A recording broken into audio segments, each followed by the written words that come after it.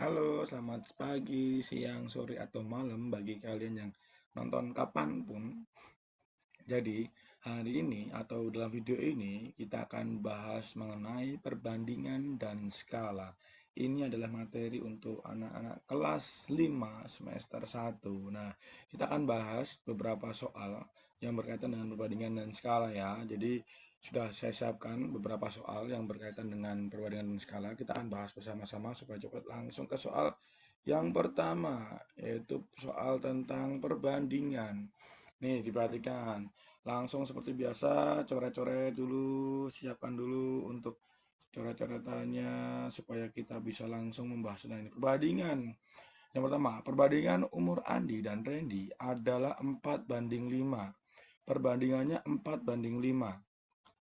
Total umur mereka adalah 27 tahun. Berapa selisih umur mereka?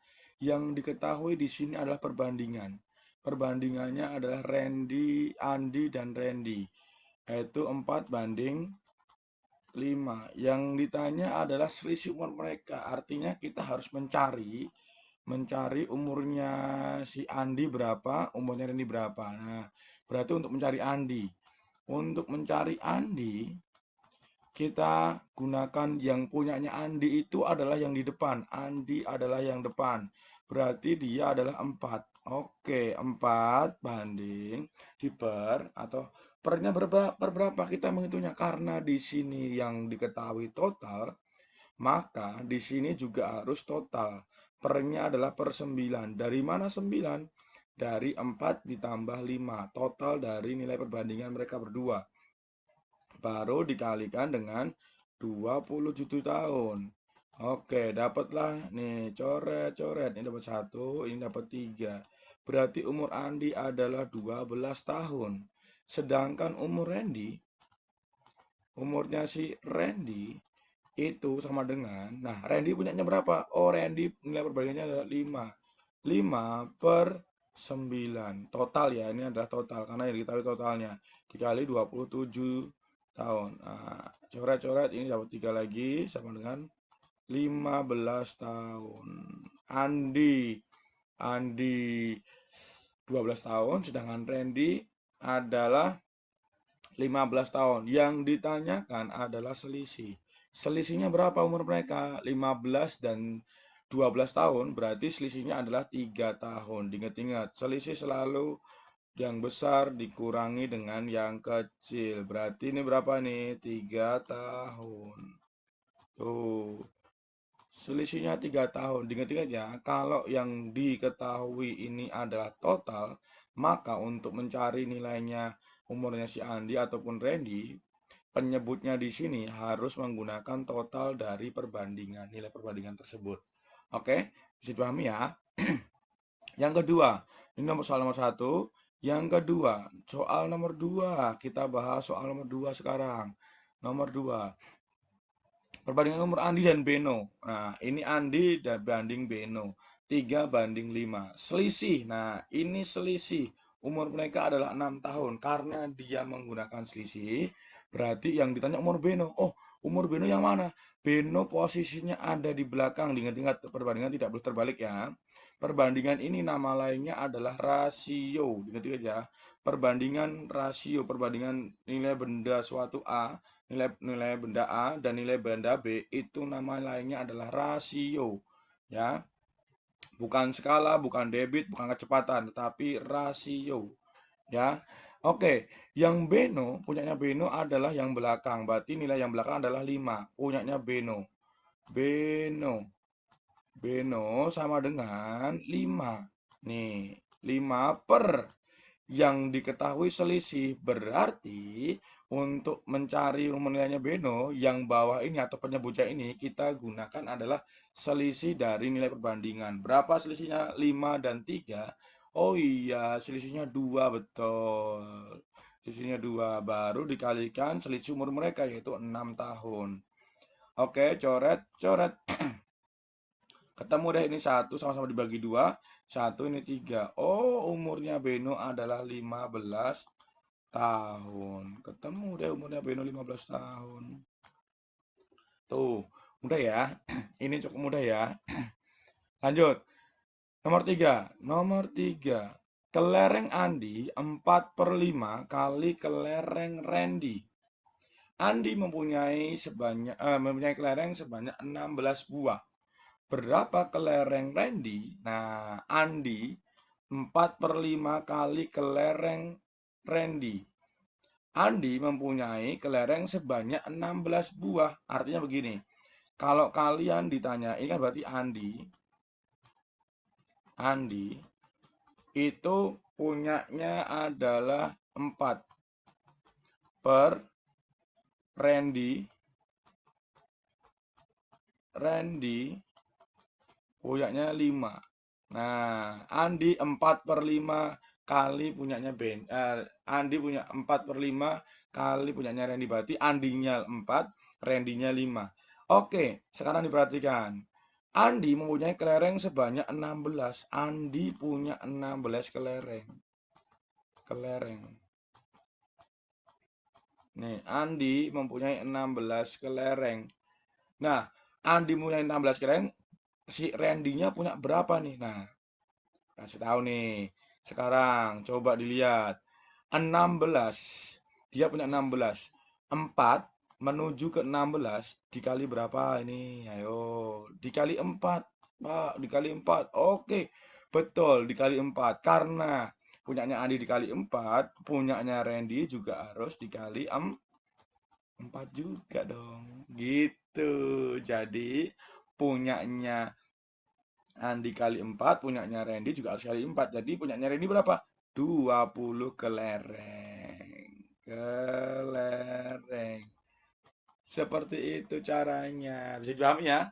Jadi diingat-ingat. Ini kalau misalnya ada soal yang bentuknya seperti ini, artinya 4 ini adalah miliknya yang depan. 4 ini adalah miliknya yang depan. Sedangkan yang bawah penyebut ini adalah miliknya yang belakang. Punyanya yang orang yang di belakang. Ya, ini penting. Jadi supaya kalian juga tahu. Nah, kalau dia yang Andinya punya 16 kelereng, maka oh, punyanya awal tadi Andinya itu 4. Perbandingannya 4. 4 supaya 16 jadi berapa? Kali berapa? Oh, kali 4 juga. Oke, berarti karena Andi kali 4, maka Randy juga harus kali 4. Seperti itu caranya. Ya, ketemulah punyanya si Randy itu ada punya 20 kelereng. Oke, bisa dipahami? Oke, kita lanjut ke soal berikutnya. Ini perbandingan biasa ya. Ini masih perbandingan biasa. Nah, sekarang kita akan misalkan clear dulu. Kita akan lanjut ke dalam soal perbandingan yang berikutnya, yaitu perbandingan terbalik. Nah, perbandingan terbalik ini merupakan perbandingan terbalik. Kita bahas langsung. Sebanyak 6 orang siswa dapat membersihkan kelas dalam waktu 60 menit. Berapa lama waktu yang dibutuhkan untuk untuk membersihkan kelas jika ada 10 orang siswa? Nah, Bapak selalu ngasih tahu bahwa soal seperti ini kerjakanlah dengan menggunakan misalnya nih, ada siswa dan ada waktu, bawahnya waktu. Ada dua cara ya yang kita bahas ya. Siswanya berapa? Awalnya punya siswanya 6. Butuh waktu berapa? 60 menit. Tuh. Siswanya 6, butuh waktu 60 menit. Nah, berapa lama waktu yang dibutuhkan untuk membersihkan kelas jika ada 10 siswa? Wah, sekarang siswanya berubah jadi 10. Siswanya jadi 10. Jadi berapa ini waktu yang dibutuhkan? Nah, untuk mencari yang waktu yang dibutuhkan, kita lihat ini ke sini dikali berapa ini? Ini dikali 10, dikali ya, dikali 10 per 6. Kali per 10 per 6. Berarti yang di sini juga harus dibagi. Karena perbandingan terbalik, yang atas dikali, maka yang bawah dibagi 10 per 6. 10 per 6 juga. 10 per 6 juga ya, jadi ingat-ingat. Nilai bilangnya sama, hanya bedanya adalah yang atas dikali, yang bawah harus dibagi. Terbalik. Berapa itu? 60 dibagi 10 per 6. Sama dengan 60 dikali 6 per 10. Kita coret nolnya, seret. tinggal 6 dikali 6, yaitu adalah 36 menit. Ketemu deh 36 menit. Begitu caranya. Jadi diingat-ingat ya, ini cara pertama. Cara kedua, kita lanjut ke cara kedua. Cara kedua yang boleh Bapak kasih ke kalian, bisa kasih ke kalian adalah nih, di sini aja ya dulu ya. Di sini ya. 6 dikali dengan 60 dulu. Langkahnya adalah 6 kali dengan 60 dulu. Jumlah siswa awal dikali dengan jumlah siswa yang jumlah siswa yang lama, siswa lama dikali dengan waktunya dulu. Kali dengan waktunya dulu, kurungin dulu.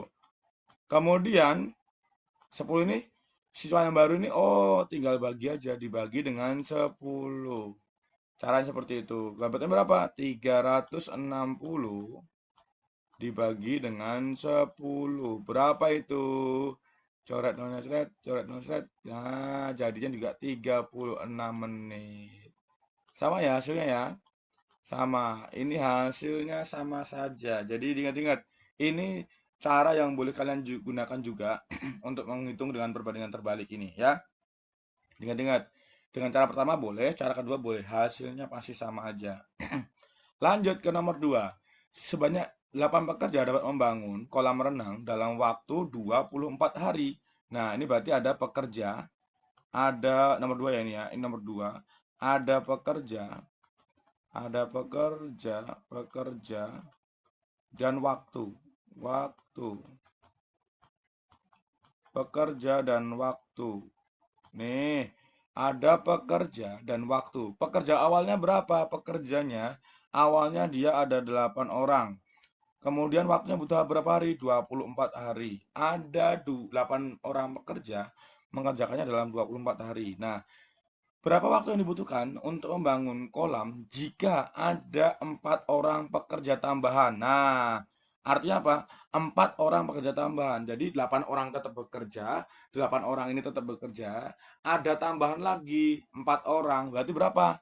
12, betul. Berarti ini adalah 8 ditambah 4 ya. Diingat-ingat ya, 8 tambah 4 karena ada 4 orang tambahan. Nah, berapa ini? Oke, ini berarti Bapak tulis langsung yang sini aja dulu. 8, ini 24. Sedangkan ini adalah 12 ya.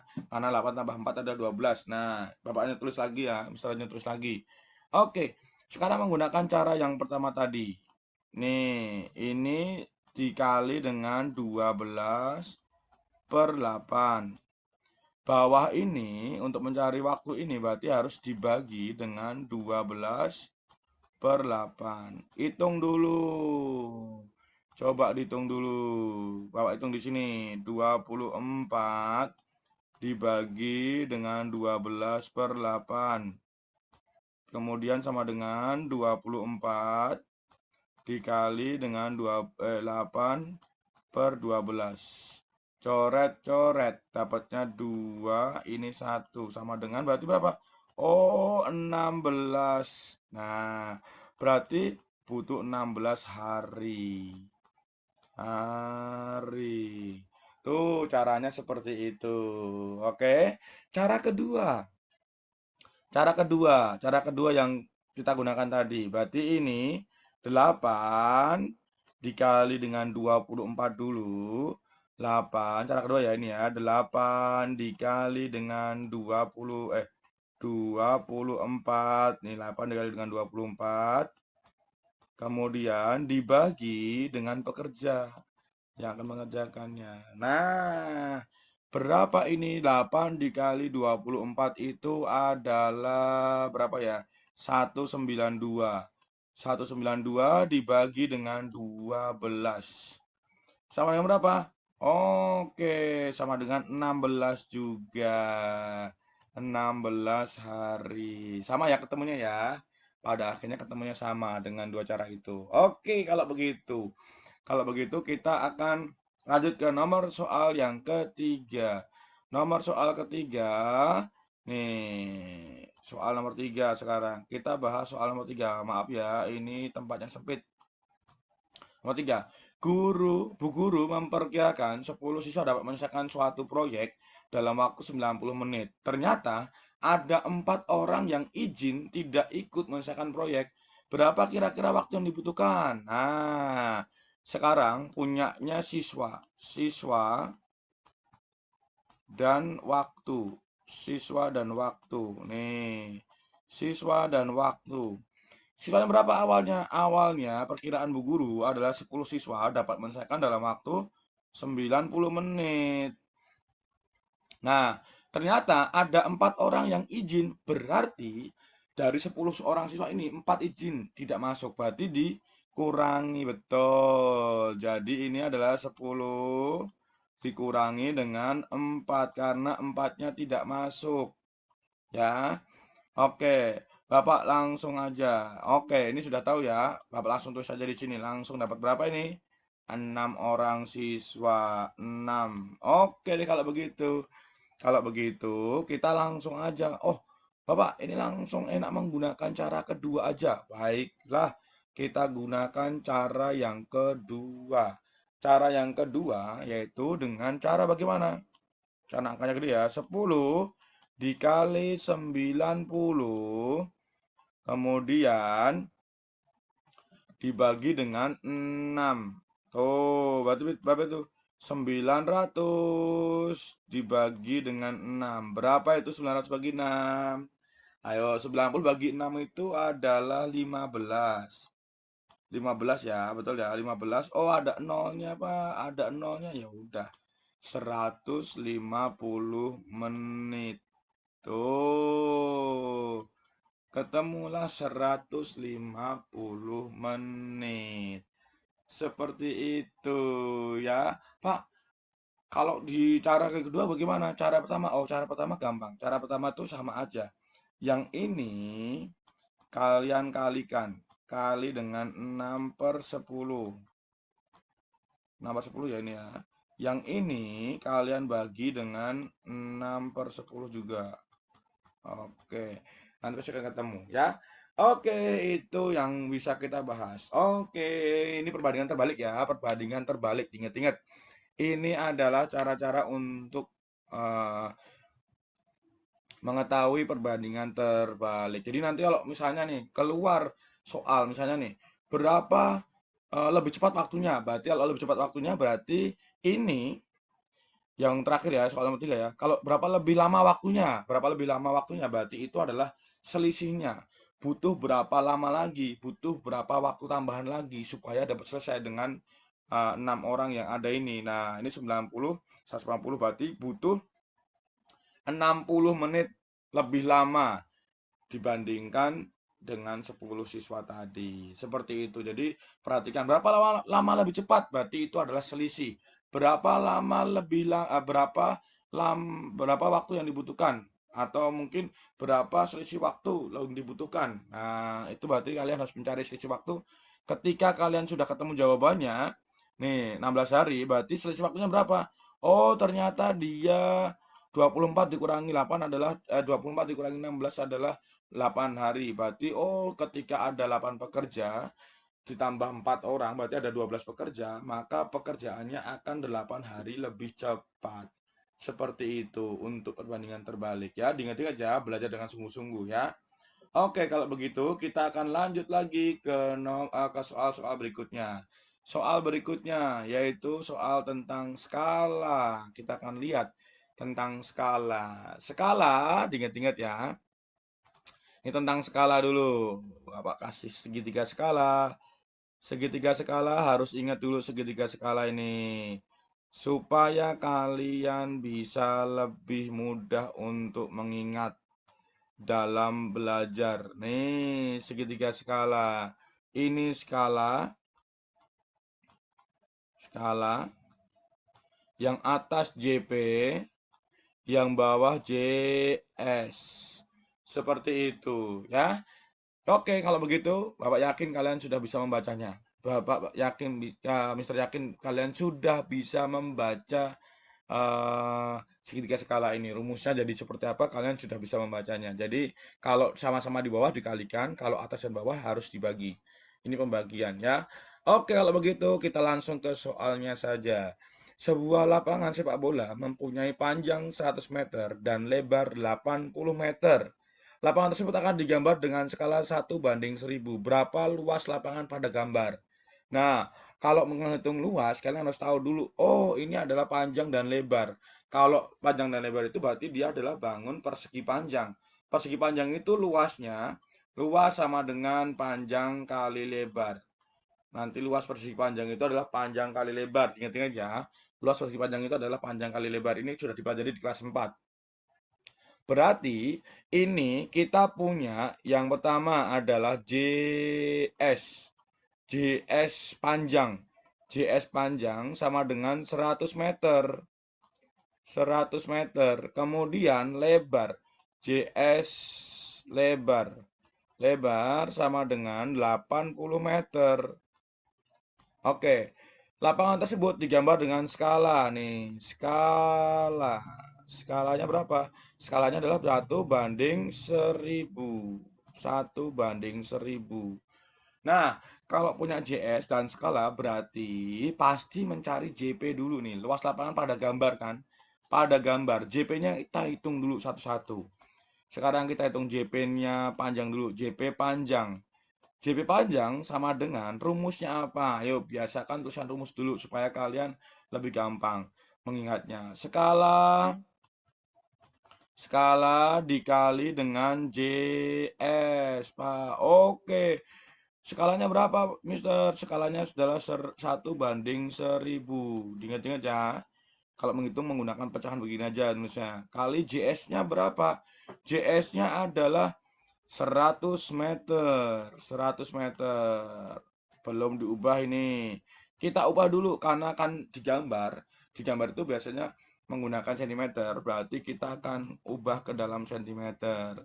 1000 dikali dengan 100 meter sama dengan berapa sentimeter? Oh, turun 2 tangga.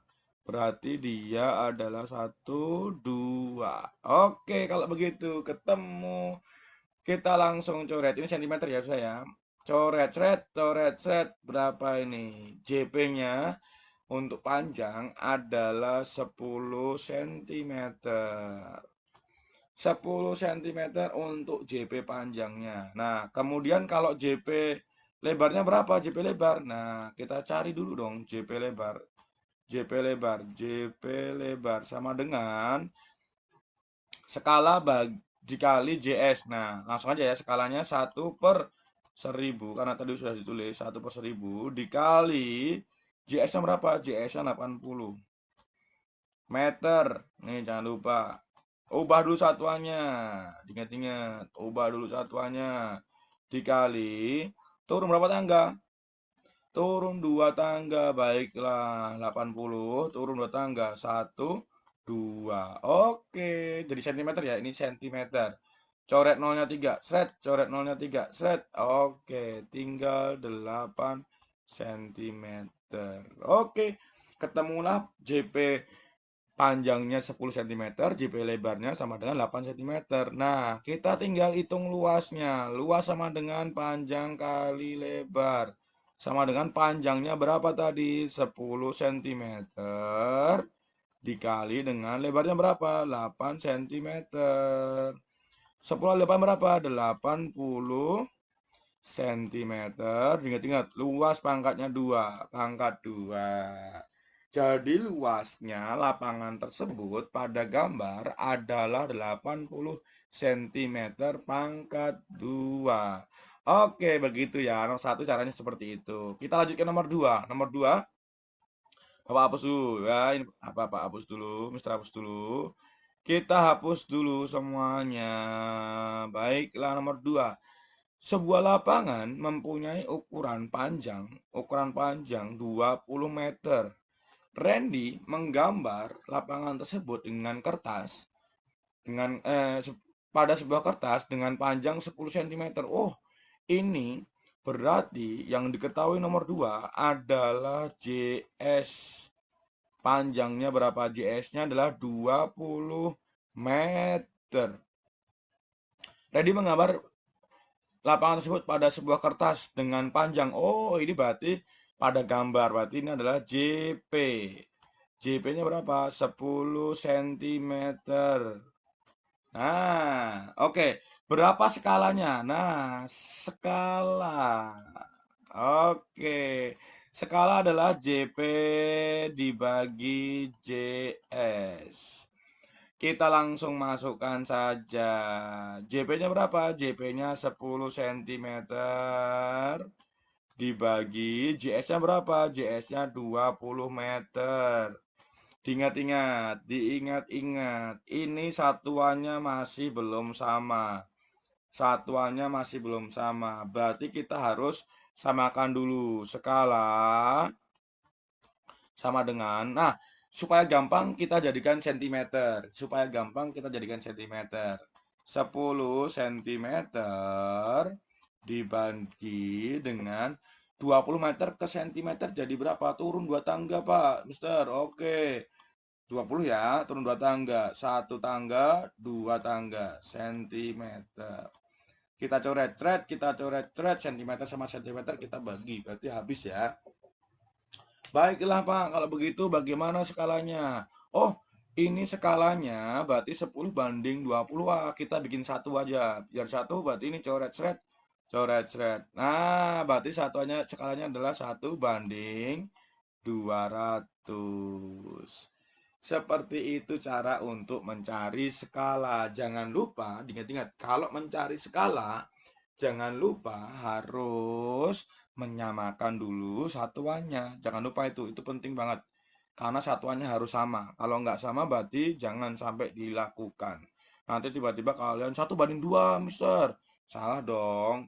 Harus sama dulu satuannya ya. Kalau sudah, berarti kita lanjutkan ke nomor 3. Soal terakhir nih, soal terakhir yang akan kita bahas. Nomor 3, diingat-ingat ini tentang skala ya. Oke, nomor 3. Tinggi tiang bendera pada foto 4 cm. Berarti ini adalah nomor 3 ya ini ya. Ini adalah JP karena pada gambar. Ya, pada foto atau pada gambar. Nah, skala foto tersebut adalah 1 banding 50. JP-nya adalah 4 cm. JP-nya adalah 4 cm. Skalanya sama dengan 1 banding 50. Oke, yang dilihat berapa tinggi tiang bendera sebenarnya? Berarti yang ditanya adalah JS. Rumusnya JS apa? JS rumusnya adalah JP dibagi skala. Lanjut ke sini. Yuk, masukkan aja langsung JS sama dengan JP-nya berapa? JP-nya 4 cm. 4 cm. Oke. Dibagi dengan skalanya berapa? 1/50. 1/50. Baiklah kalau begitu. Langsung 4 cm boleh dikali dengan 50/1 sama dengan, tinggal dikalikan aja ini. Berapa itu? 200 cm sama dengan berapa meter tinggi tiang benderanya? Oh, berarti kalau dijadikan meter adalah 2 meter. Seperti itu. Jadi tinggi tiang bendera sesungguhnya adalah 2 meter. Kalau menggunakan skala itu ya. Jadi diingat-ingat. Ini adalah cara menghitung skala jarak pada peta dan jarak sesungguhnya. Jadi kalian harus pelajari baik-baik supaya kalian lebih paham lagi, lebih mengerti ketika kalian belajar untuk persiapan apapun, kalian lebih memahami lagi. Kalau ada pertanyaan, silahkan tulis di kolom komentar. Kalau tidak ada pertanyaan, atau mungkin kalau kalian punya pertanyaan, bisa japri ke kontak-kontak yang kalian punya dari Mister ya. Oke, silakan selamat belajar lagi, semangat untuk belajar. Jangan lupa tetap berdoa dan jangan lupa belajar dengan sungguh-sungguh, dengan giat supaya kalian bisa tetap bisa mengikuti pelajaran dengan baik. Oke, videonya sampai sini dulu untuk perbandingan dan skala. Jangan lupa tetap dipelajari materi-materi yang sudah kalian pelajari di sekolah ya. Bye bye semuanya, sampai ketemu dalam video berikutnya. Sampai jumpa semuanya. Bye-bye.